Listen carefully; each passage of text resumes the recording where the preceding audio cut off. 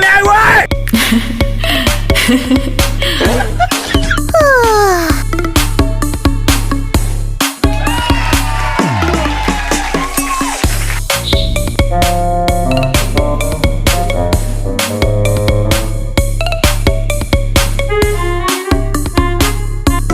मेरा कसूर है, देखो मैं छेड़ता नहीं और जो मुझे छेड़ता है मैं उसे छोड़ता हूँ। और इस बेबी को बरसा ने बड़ी मुश्किलों से छोड़ा।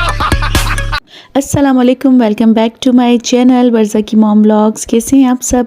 आई होप कि आप सब ठीक होंगे। मैं भी बिल्कुल ठीक हूँ और बहुत ज़्यादा बिज़ी भी हूँ एज़ यूजुअल।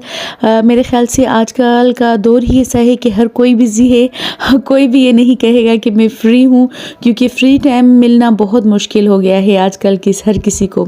तो सबसे पहले तो जैसा कि आप देख रहे हैं कि मैं अपने HM की जो टेस्ट की तैयारी है उसमें बहुत ज़्यादा बिज़ी हूँ। उसके अलावा जी हो गई है इलेक्शन की तैयारी भी मुकम्मल, और जी कल इलेक्शन है और हमारी लग गई है ड्यूटी, तो वो भी मुझे परफॉर्म करनी है।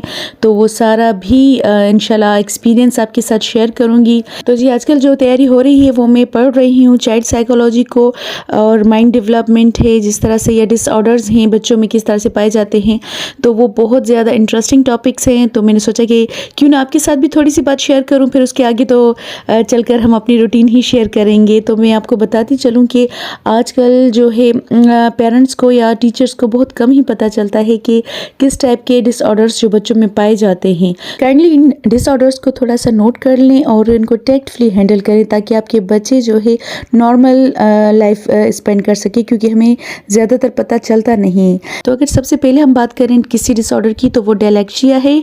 तो जनाब इसमें जो है रीडिंग डिसऑर्डर होता है बच्चों में, और ये जीन्स में ही होता है, मतलब उनके पैदा होने से ही उनमें पाया जाता है। और वो इस टाइप के जो बच्चे होते हैं वो पढ़ते, मतलब उनको नज़र बिल्कुल क्लियर आता है, लेकिन वो पढ़ते उल्टा हैं। जिस तरह से वॉज को वो सॉ पढ़ लेते हैं, या सॉ को वॉज पढ़ेंगे, या गॉड को डॉग पढ़ लेंगे, तो इस तरह से होता है। सेकंड डिसऑर्डर की बात करें तो वो डिसकैल्कुलिया है। इसमें बच्चों को मैथ्स में बहुत प्रॉब्लम होती है। आपने देखा होगा काफ़ी सारे बच्चे होते हैं वो नॉर्मली होते हैं, लेकिन मैथ्स नंबर्स उनको बिल्कुल भी याद नहीं होते, कैलकुलेशन नहीं होती है। तो ये भी एक टाइप का डिसऑर्डर ही है।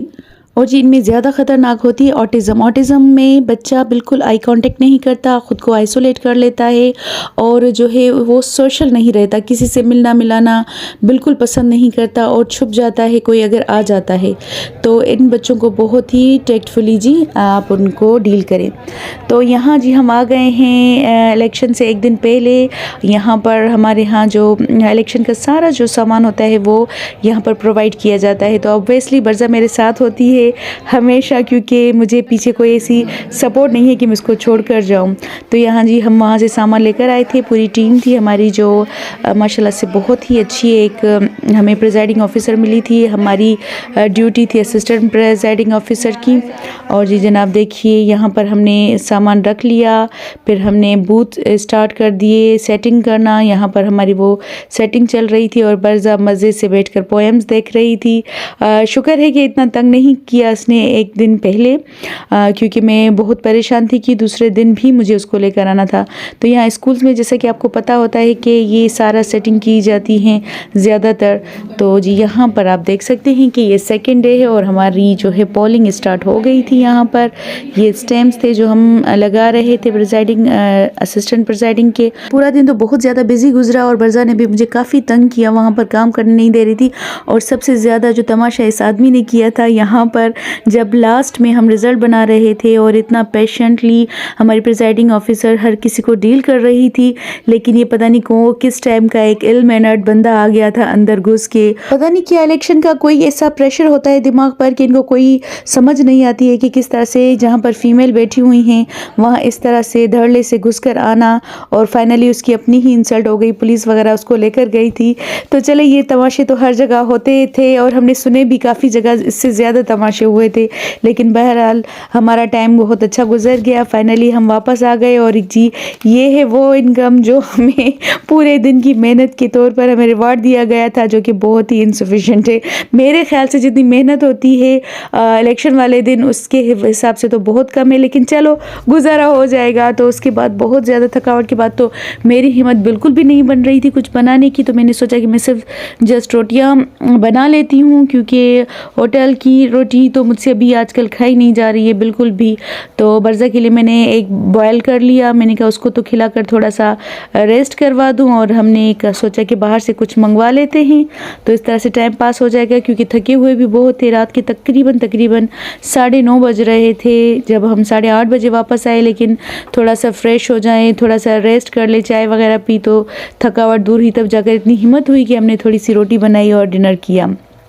इलेक्शन तो खैर से हो गई है, बस अब दुआ यही है कि अल्लाह ताला इस मुल्क को इतने अच्छे हुक्मरान दे कि वो मुल्क की बेहतरी के लिए कुछ काम करें, और जिन जिन सिटीज़ में जो भी बंदे आगे आए हैं, जो इलेक्शन जीत गए हैं, वो भी अपनी सिटीज़ के लिए और सिटीज़न्स के लिए अच्छा सा काम करें, उन अपने शहरों को सिंसियरिटी के साथ तरक्की की राह पर गामजन करें, आमीन। और जी यहाँ पर थक कर चूर होकर मैं तो गिर गई थी, यहाँ बिल्कुल सोने की तैयारी कर रही थी, क्योंकि मेरे बुक्स वगैरह भी रखे हुए थे जो मैं कल से पढ़ रही थी, स्टडी कर रही थी। तो यहाँ पर उसी में से पेन उठाकर बर्ज़ा ने अपने हाथों पैरों को तो मतलब लिखा, पता नहीं क्या क्या बना रही थी, और मुझे भी नहीं छोड़ा। पहले तो मेरे फेस पर कुछ करने की कोशिश कर रही थी, लेकिन शुक्र है कि उसको मेरा हाथ मिल गया, मैंने भी छोड़ दिया, क्योंकि इस एज को तो एरिस्टोटल ने कहा है कि ये जो होते हैं लिटिल साइंटिस्ट होते हैं, ये डिस्कवर करते हैं, एक क्यूरियोसिटी होती है इनके अंदर, तो ये इसी तरह से हर चीज़ को